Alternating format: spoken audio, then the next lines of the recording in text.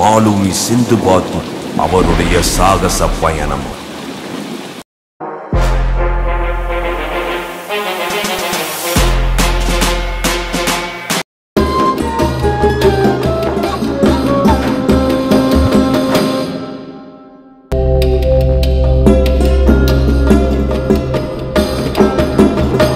Khalifa Haroon Rashid காலத்தில் பாக்தாத்தில் உள்ள ஒரு சிறிய பாலைவன கிராமம் 6 மாதங்கள் செழிப்பாகவும் 6 மாதங்கள் வறட்சியாகவும் இருக்கும். அங்கு வாழ்ந்த ஒரு ஏழை இளைஞன்தான் அப்துல்லா. தன் குடும்பத்தின் ஏழ்மை நிலை காரணமாக அந்த வறட்சியான காலத்தில் கடும் வெப்பத்தில் பாலைவன சுடும் மணலில் தலையில் தானியங்களை சுமந்து தெரு வீதிகளில் வியாபாரம் செய்து வந்தார் அப்துல்லா. வெயிலின் தாக்கம் அதிகமானதால் ஒரு கோட்டையின் நிழலில் சிறிது நேரம் அமர்ந்து ஓய்வெடுத்தார். செவிக்கு எதிர்ந்தளிக்கும் இனிமையான இசை, மூக்கை துளைக்கும் சமையலின் வாசம், கோட்டையை சுற்றி அத்த நறுமணம். இந்த கோட்டையில் வாழ்பவர் மிகவும் கொடுத்து வைத்தவர். இறைவா, இதே இடத்தில்தான் நாங்கள் இருவரும் வாழ்கிறோம். ஆனால் எனக்கு மட்டும் சிரமம். இந்த கோட்டையில் வாழும் மனிதர் மட்டும் நிம்மதியான வாழ்க்கை. இதில் என்ன நியாயம் இருக்கிறது? ஏய், நீ என்ன கூச்சலிட்டுக் கொண்டிருக்கிறாய்? உன்னை உள்ளே அழைத்து வர எஜமானர் கட்டளையிட்டார். அந்த கோட்டையின் எஜமானரை பார்ப்பதற்காக அப்துல்லா ஆர்வமாக இருந்தார். அப்போது அங்கு ஒரு பெரியவர் கம்பீர நடையுடன் அங்கே வந்தார். அவர்தான் சிந்துபாத். வெளியே நீ என்ன கூச்சலிட்டுக் கொண்டிருந்தாய்? உள்ளே ஒருவன் எந்த உழைப்பும் உழைக்காமல் நிம்மதியாக வாழ்கிறான் என்று நீ நினைத்தாயா? என்னை மன்னித்து விடுங்கள் சிந்துபாத். என் ஏழ்மை நிலையை நினைத்து உங்களுடைய அழகான வாழ்க்கையை பார்த்து நான் பொறாமைப்பட்டு விட்டேன். நீ நினைப்பது போல் எதுவும் எளிதாக கிடைப்பதில்லை. பெரிய சிரமத்திற்கு பிறகே வயதான காலத்தில் நான் நிம்மதியாக இருக்கிறேன். நான் பிறக்கும் போதே ஒரு செல்வந்தர் குடும்பத்தில் தான் பிறந்தேன். என் தந்தை மக்களிடையே மதிப்பும் மரியாதையும் மிக்க நேர்மையான மனிதர். சிறு வயதிலிருந்தே என் பெற்றோர்களின் அன்பு அரவணைப்பில் ஏழ்மையும் வறுமையும் பார்த்தாமல் நான் வளர்ந்தேன். சிறு வயதில் என் தந்தை தான் எனக்கு எடுத்துக்காட்டு. அவருடைய நடை, அவருடைய பேச்சு அவரைப் போலவே வர வேண்டும் என்று நான் ஆசைப்பட்டேன். ஆனால் என் வாலிப பருவத்தில் அது நேர்மாறாவே இருந்தது. அவர் சொல்லும் எதையும் நான் காது கொடுத்து கேட்பதாக இல்லை. என் வாழ்நாளில் நான் ஏழ்மையும் வறுமையும் பார்க்காததால் நான் செல்வந்தன் என்ற மமதை எனக்குள் ஒத்திக் கொண்டிருந்தது. ஒரு நாள் என் தந்தை என்னிடம் பேச வேண்டும் என்று தன் பணியாட்களை அனுப்பி என்னை அழைத்தார்.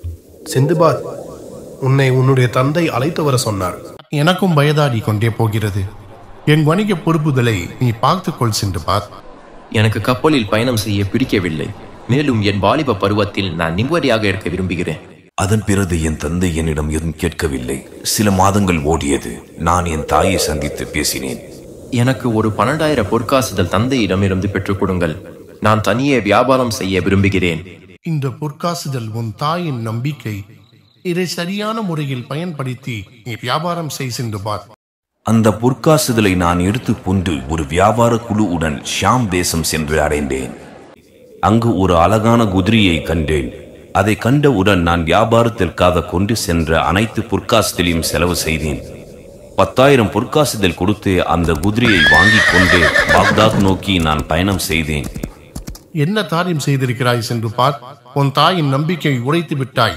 என் நம்பிக்கையும் சேர்த்துதான். உங்களிடம் இல்லாத செல்வமா?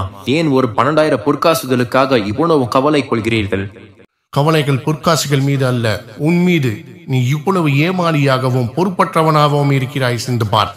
போதும் தந்தையே, உங்களுடைய அறிவுரையை நீங்கள் நிறுத்துங்கள். நான் சரியாகத்தான் இருக்கிறேன். என் தந்தையின் தலைமையில் ஒரு பிரம்மாண்டமான சரக்கு கப்பலில் வணிகர்களின் சரக்குகளை இயக்கிக் கொண்டு ஒரு வியாபார கப்பல் புறப்பட்டது. என் தந்தை உடல்நிலை சரியில்லாததால் அதில் அவர் பயணம் செய்யவில்லை.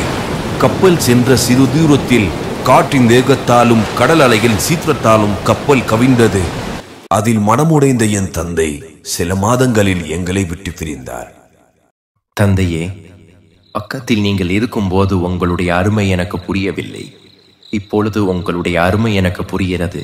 ஆனால் பக்கத்தில் நீங்கள் இல்லை. அந்த விபத்தில் ஏற்பட்டு நஷ்டமடைந்த அனைத்து வணிகர்களுக்கும் நீங்கள் சேர்த்து வைத்த சொத்துக்கள் அனைத்தையும் விற்று நஷ்டத்தை ஈடுகட்டிவிட்டேன். இனி என் குடும்பத்தை நான் எப்படி பார்த்துக் கொள்வேன் என்று நினைக்கும் போது என்னிடம் ஒரு குதிரை மட்டுமே இருந்தது.